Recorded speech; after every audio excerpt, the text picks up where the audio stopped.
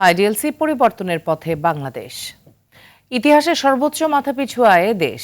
বাংলাদেশের মানুষের মাথাপিছু আয় এখন $2820। 2024-25 অর্থ বছরের সাময়িক হিসেবে বাংলাদেশ পরিসংখ্যান ব্যুরো এই তথ্য জানায়, যা গত অর্থ বছরে মাথাপিছু আয়ের চেয়ে বেড়েছে $82। এর আগে 2021-22 অর্থ বছরে সর্বোচ্চ $2793 মাথাপিছু আয় হয়েছিল। এরপর ডলারের দাম বেড়ে যাওয়ায় মাথাপিছু আয় ডলারের হিসেবে আর বাড়েনি।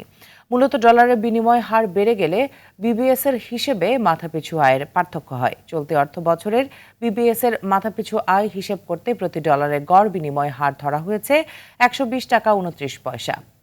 গতবার এই বিনিময় হার ধরা হয়েছিল 111 টাকা 6 পয়সা। চলতি অর্থ বছরে টাকার অঙ্কে মাথাপিছু আয় দাঁড়িয়েছে 3,39,221 টাকা। গত অর্থ বছরে যার পরিমাণ ছিল 3,04,102 টাকা। ছোট্ট একটা চাকরি করেও নিজের একটা বাড়ি করার স্বপ্ন দেখেছি, কারণ সেই স্বপ্ন পূরণে আমার ফাইন্যান্সিয়াল পার্টনার আইডিএলসি দিয়েছে সহজ লোন।